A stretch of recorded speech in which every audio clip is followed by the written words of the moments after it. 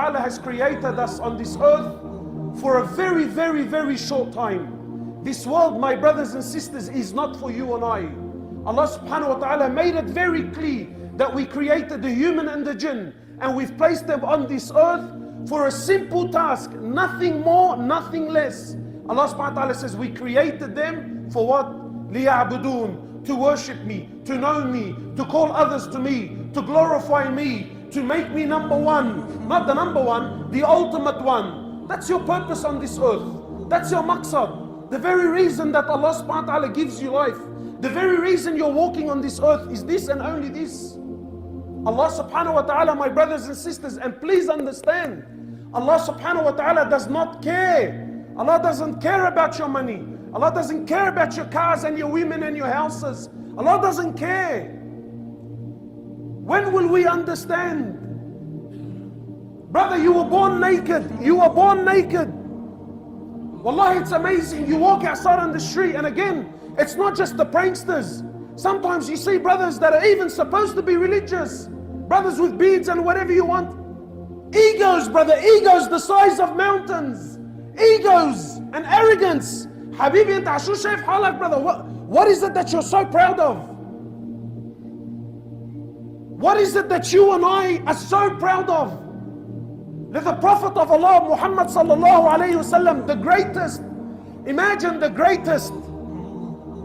Brother, never mind what you and I think. Allah subhanahu wa ta'ala says in Quran, when He's speaking to Rasulullah sallallahu alayhi wasallam, what did He say?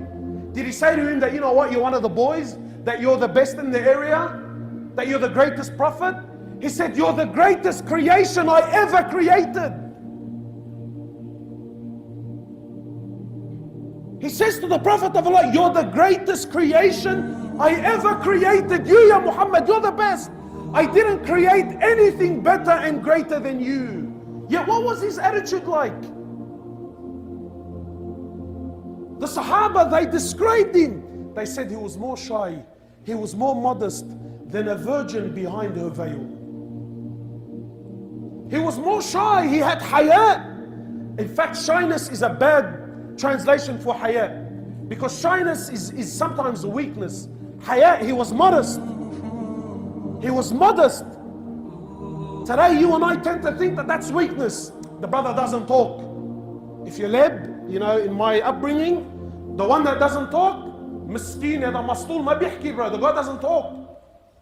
That's how we're programmed. That the one that's strong, the one that has the ability, is the one that talks, brother. The one that stands up and says it like it is. Today even our women do this. Brother gives an opinion that the women kaffat al Abu Janab.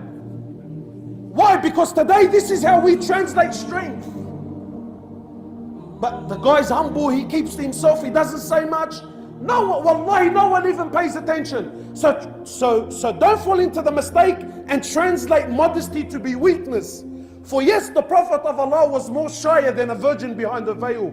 But this same Prophet sallallahu alayhi wasallam, the Sahaba, those that were on the battlefield, they described him. They said, wallahi, when he was on the battlefield and the fighting would get so intense, the fighting was so intense that we couldn't fight anymore. What did they say? They used to say, we used to run behind the back of Rasulullah sallallahu alayhi wasallam, just to take a moment, just to take a breather, just to have a break, while he sallallahu alayhi wasallam, he continued fighting.